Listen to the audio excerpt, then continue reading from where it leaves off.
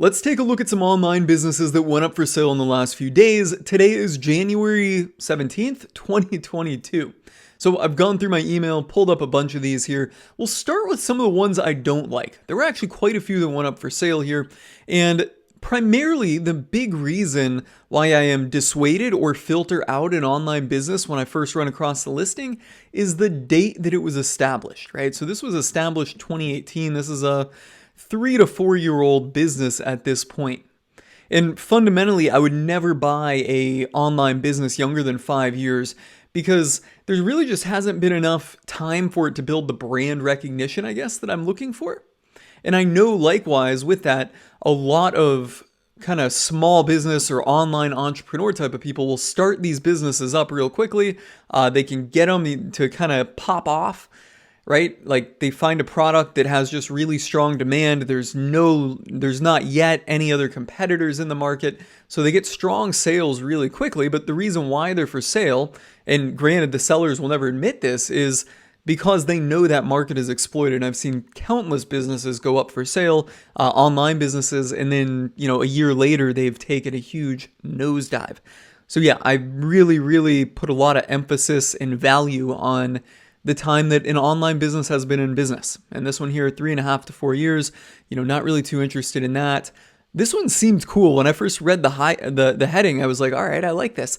Wireless motion sensor lighting brand, direct-to-consumer e-commerce, established 2020. And this is probably a prime example of one of those types of businesses where the seller knows that they have maxed it out. It's probably somebody that is very good at online marketing.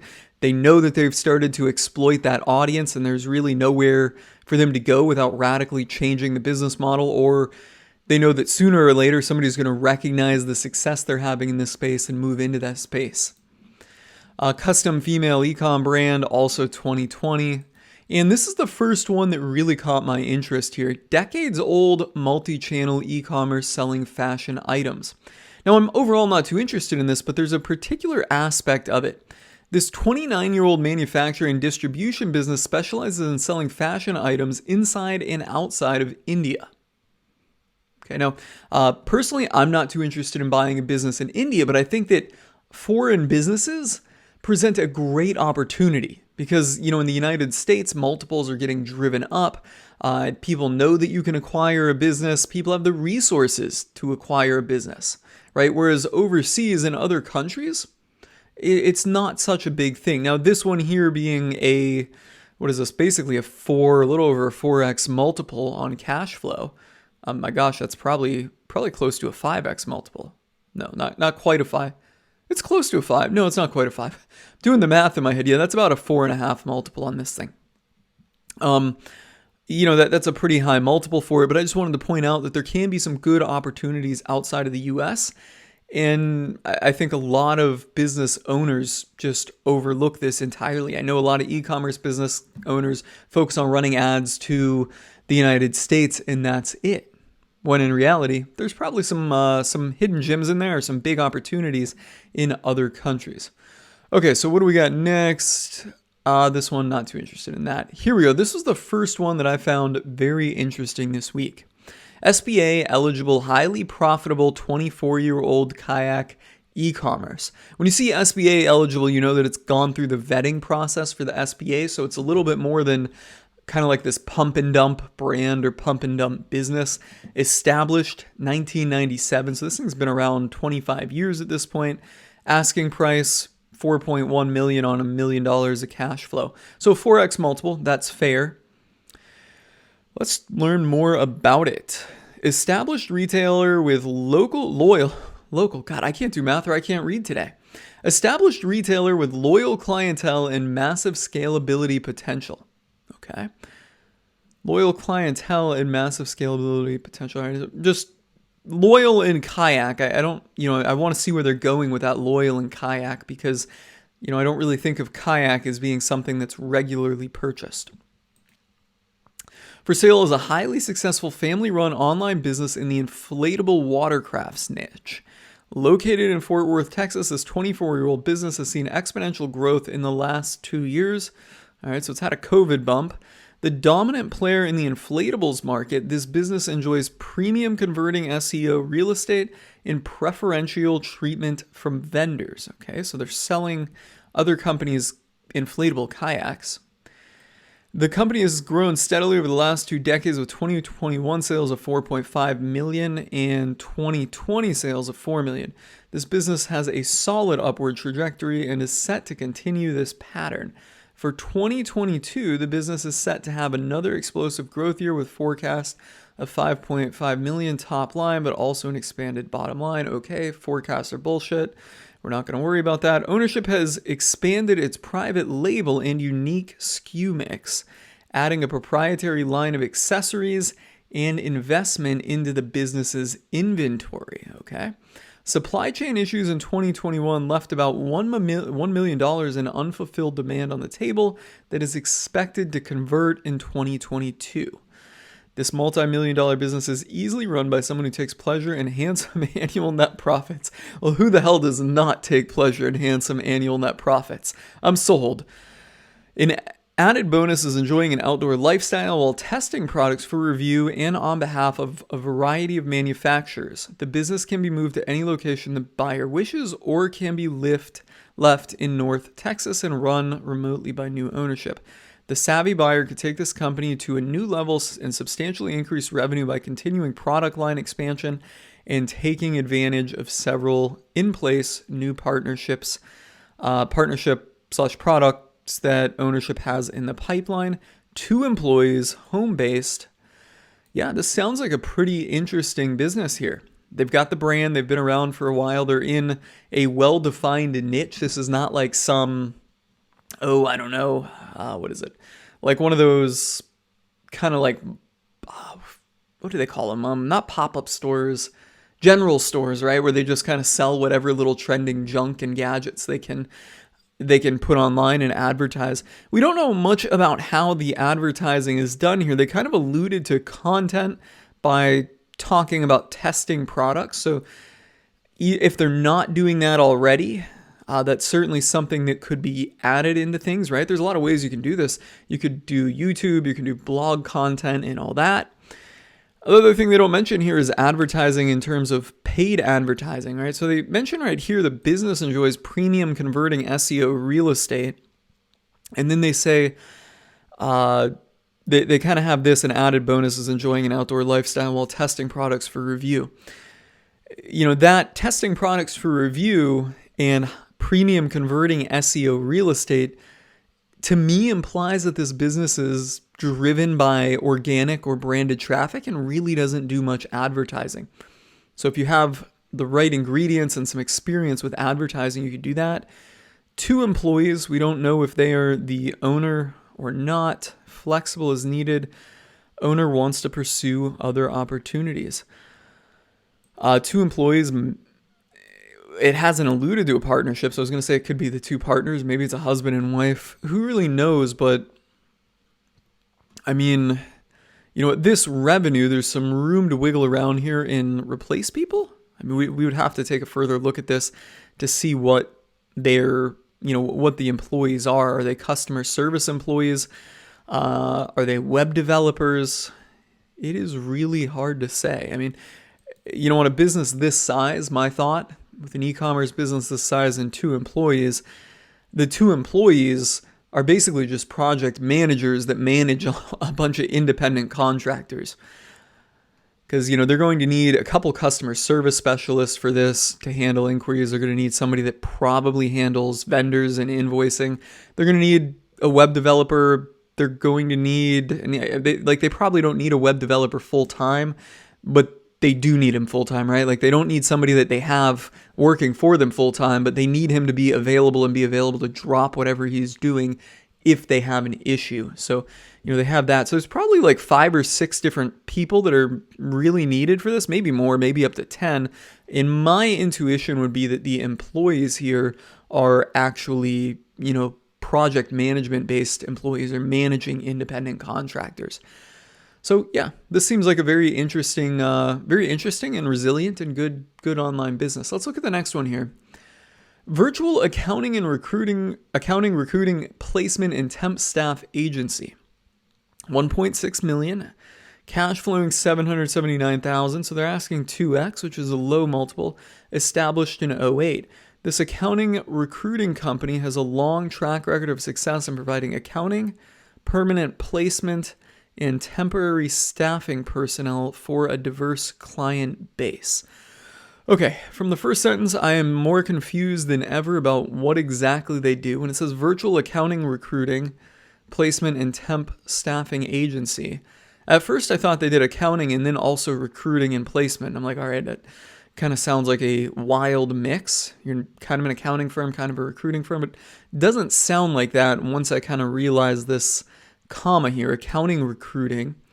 So they're recruiting accountants and placing them, and placing probably temporary bookkeepers or something. And then you got this little phrase, a diverse client base. So then when I read that, I'm kind of hearing different industries other than accountants. But I think that what they're doing here is they're putting accountants, placing accountants, recruiting accountants and bookkeepers. The company has a vast database of applicants and hires and has been the go-to recruiter for numerous satisfied clients. A buyer could expand the geographic reach of this business. All right, I thought this thing was online. To increase the number of clients served. This is an attractive company to purchase for an accountant or other business professional who wants to be a business owner, diversify or reach a higher pinnacle of personal earnings. The business is also attractive for a strategic company. Okay. 5 employees, facilities 100% virtual, can be run from anywhere. The market for new clients is huge considering all the companies, nonprofits, and governmental accounting entities who need to hire accounting personnel. A new owner should be able to scale with an emphasis on business development / sales and the ability to hire talent from anywhere to work virtually. Yeah, so one thing they mention here is an emphasis on business development and sales, right? This kind of business might be the kind of business where your actual business is selling your services to someone else, right? So it takes a lot of time and a lot of phone calls and a lot of relationship nurturing to be able to, actually close and get a client that's going to hire you to do the placement or to find somebody, to fill in their company, right? Like, just assume that this thing had no employees, or just actually, we'll just say the gross total of employee time, 80% of the time might just be spent on finding clients and selling your services, and then 20% of the time is spent on actually performing the services. Personally, I don't really like businesses like that, but it can work. Obviously, they've made it work since 2008 and are getting a pretty damn good cash flow on it here. Margin, probably about 40% on that number there. So yeah, this is definitely an interesting one. If you're interested in it. Personally, for me, I'm not really too interested in this one because of my thoughts here on the business development side of things, where I think that this thing is really a business development intensive businesses. Next one, American hosting company offering Windows managed cloud and VPS. Established in 2015. Cash flowing 807,000. Not mentioning the revenue, that's very weird, and asking 1.6 million. Okay, this American hosting company was established in 2015 and is a registered company based in Texas. The website is a website hosting platform offering VPS for both Linux and Windows, managed cloud hosting, and WordPress hosting. Our goal is to provide best web hosting, fast servers. Okay, so here we get some revenue. And here we get data centers. Okay, so with these revenues and profit, they are certainly not managing their own data centers. Doesn't talk anything about employee count behind it. I mean, I don't know if this is possibly like a white labeled business, right? Where they're just white labeling someone else's hosting services. That could be it. Because they're certainly not, doing the data. So then they maybe need people online for that 24/7 support. Web hosting is a very sticky business. I know that about it. Because I've been with the same web hosting companies for a while. Personally, I use Cloudways right now. I've had them for like 2 years. Before that, I had HostGator. And when I changed from HostGator, and HostGator is horribly shitty, by the way, I've done some speed tests on it. Anyways, this isn't going to be a rant about HostGator, but I was with them for like 8 years, and I had like 3 accounts with them, right? And they're very good at upselling and getting you on there, and they've also usually have very good affiliate programs. So their affiliate program pays out like $100 for a new sign up to HostGator. And you're like, how are they making any money signing people up for a $4 plan? Well, they sign up for that $4 plan, times 12 at 1 year is $48 times 8.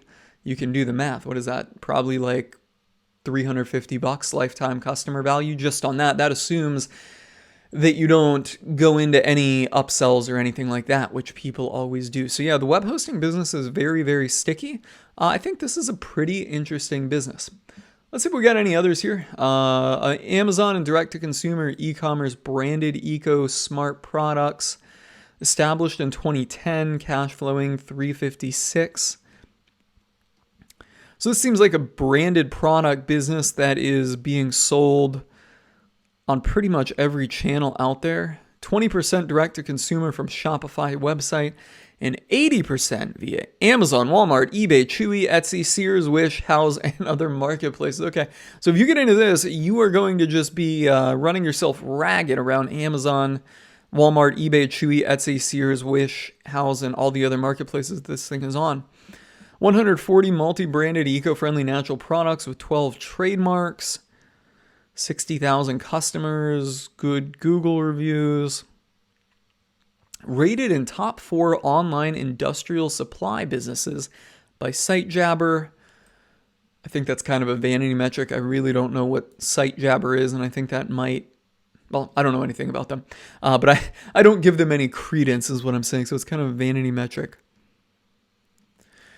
Increasing the direct-to-consumer business, improve website, SEO, Google, Facebook, Pinterest, Instagram, marketing to 50 plus vertical markets using our proprietary database with 300,000 emails. All right, so that's like your customer and opt-in list. Launch social media and influencer campaigns. Increasing the marketplace business. Okay. Expand 3PL. All right, so they're talking about here's where you can, expand it through their website. Here's how you can expand by doing marketing to everything else. And interestingly, an increasing overall business expand globally on 10 Amazon, Alibaba, and Mercado international marketplaces. Yeah. So yeah, that's kind of going back to what I was saying, right? There's a lot of opportunity in other foreign countries and selling products there. But this one, with 20% coming through the website, I would probably want to shift my energy if I bought this into increasing the direct-to-consumer business here. And when you do this, right, like that's going to increase the direct-to-consumer sales. But when you're also doing this, it's going to increase the sales on all of these other platforms. So it's going to kind of flow around. There'll be some people that, check out your website, check out your social content, and then go buy on Amazon because they've got an Amazon Prime account. Or maybe, Etsy has a free shipping offer, so they order on Etsy, whatever the deal is. But always focusing on increasing your direct-to-consumer brand will kind of carry over and spill over into whatever other multi-channels you got. So I think that's a wrap on this one, guys. These are the online businesses that have my interest this week. What do you think about them? Let me know in the comments below. And of course, if you're interested in them, you can always pause the screen and then Google the title of the listing, and you should be able to pull it right up. That's a wrap. I'm signing off.